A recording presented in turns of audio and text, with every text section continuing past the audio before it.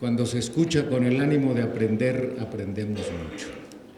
Y hoy hemos aprendido mucho de ustedes y les agradecemos mucho su colaboración, su participación, pero sobre todo ese ferviente deseo de hacer que las cosas mejoren y que las cosas funcionen para que puedan hacernos mejorar.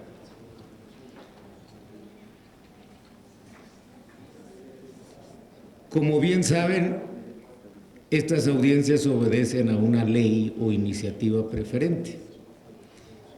La ley es general, es abstracta por definición.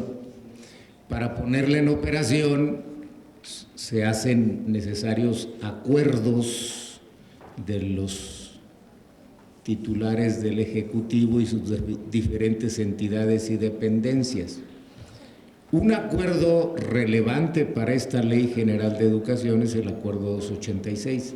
No nos toca a nosotros. Sin embargo, en esta apertura del Ejecutivo, el secretario de Educación Pública nos ha pedido que seamos receptores de una serie de inquietudes para que la ley no sea letra muerta. Y en ese sentido es donde su participación de todos ustedes pues tiene una especial relevancia. Aquí lo dijeron, incluso a veces hasta el lenguaje es discriminatorio, porque a veces caemos en el extremo de un lenguaje muy técnico, un lenguaje de abogados que discrimina contra todos los que no son abogados. El acuerdo trata de ser más específico y trata de hacer que las cosas se hagan, pero a veces también los acuerdos caen en manos de abogados. De aquí que la propuesta de nuestra compañera Cocoa, perdón por la deferencia, porque es una deferencia,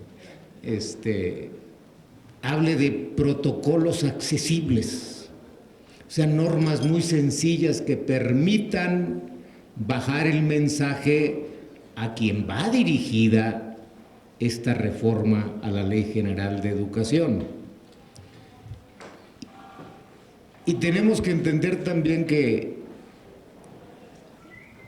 la Secretaría de Educación Pública no es la única integrante del sistema educativo mexicano, porque hay organismos autónomos y porque hay estados y municipios que también se ocupan de este problema. Por eso, como bien se decía aquí ayer, escuchamos a los secretarios de Educación Pública, pero ellos mismos fueron conductos para expresarnos las preocupaciones de otras secretarías que existen en otros estados que no solamente se ocupan de la educación pública, la cultura y el deporte, sino que estados como Michoacán, como Guerrero, como Baja California tienen secretarías de atención al migrante.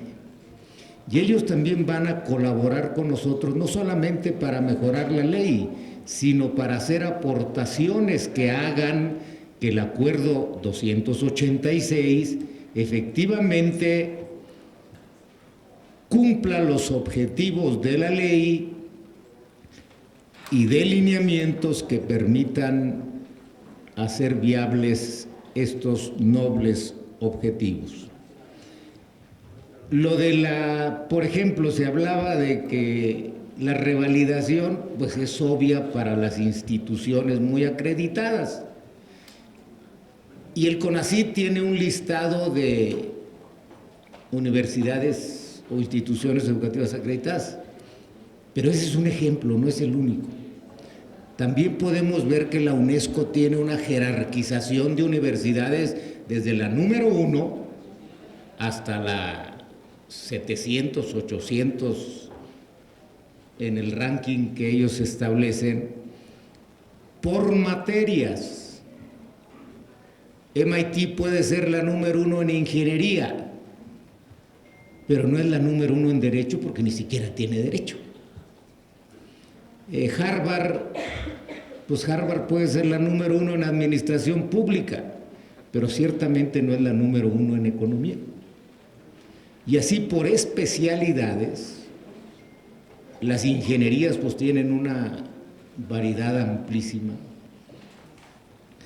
Existen estos rankings, pero no solamente tenemos ese instrumento para hacer estas acreditaciones o certificaciones que hagan prácticamente automática la revalidación, sino tenemos también estos listados que nos aportan los estados, sobre todo los estados fronterizos.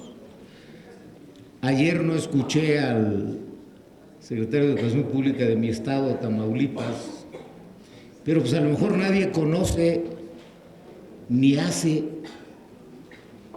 una universidad que se llama Southmost College, que se llama así porque es la más al sur, ¿verdad? Está a orillas del río Bravo, a un lado de Matamoros.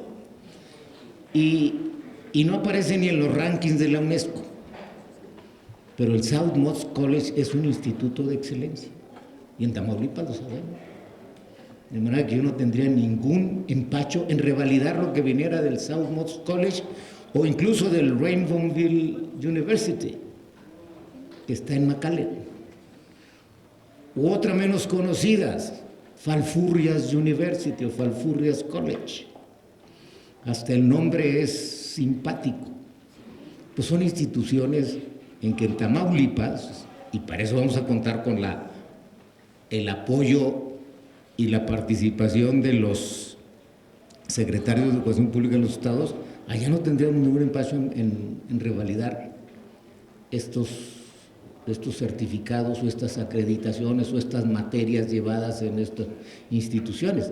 Ya no se diga el Texas A&M, ¿verdad?, que es la meca de la agricultura y la ganadería en el mundo, y pues para nosotros el Texas A&M, que es ahí, está cerquita, unos cuantos kilómetros de la frontera, pues es también un lugar en el que no vacilaríamos en dar la acreditación o la revalidación automática. Pero sí es importante ver esto como un sistema, no solo la SEP, son las 32 secretarías de Educación Pública. Y no son solo las secretarías de Educación Pública, porque ellos tienen relación también con otras secretarías que tienen que ver con el objeto de esta ley, que es la atención al migrante, en un aspecto solamente. Ahí no se agota el apoyo al migrante, ni siquiera el derecho a la educación, porque el derecho a la educación es parte de un derecho más amplio, que es el derecho a la educación, cultura, recreación y deporte. A su vez es parte de un derecho más amplio, que es el derecho al desarrollo social. Y el desarrollo social pues incluye educación, alimentación, nutrición, vivienda, servicios básicos, conectividad, etcétera. Y ni siquiera ahí se agota el derecho del ser humano, porque no es solamente un derecho al desarrollo social, hay también un derecho al desarrollo económico, hay un derecho a la buena administración pública, hay un derecho humano al desarrollo político. Y de cada uno de estos derechos a estos desarrollos, pues se derivan una serie de derechos colaterales, como están el derecho a votar y ser votado, los derechos básicos, los derechos fundamentales que están consagrados en nuestra Constitución. De manera que, pues agradecemos mucho su participación. Yo lo quiero ver en una perspectiva mucho más amplia. Yo creo que este es un asunto coyuntural. Yo soy más optimista que Bolívar. Yo creo que este continente tarde o temprano se va a unir. Pero no creo que solamente el continente se vaya a unir. Los vientos de unificación pues harán que este mundo tarde o temprano se una y que cada estado sea apenas una aldea global. Y en esta mega tendencia pues hay que equilibrar entre el derecho al nacionalismo y la globalización, o lo que es lo mismo, la unidad en la diversidad. Tenemos derecho a esa unidad que nos da muchísimos beneficios y nos hace sentir humanos y hacer de la humanidad un todo, pero también tenemos derecho a la diversificación. Esa unidad en la diversidad fue lo que originó las universidades, porque universidad quiere decir unidad en la diversidad. Muchas gracias.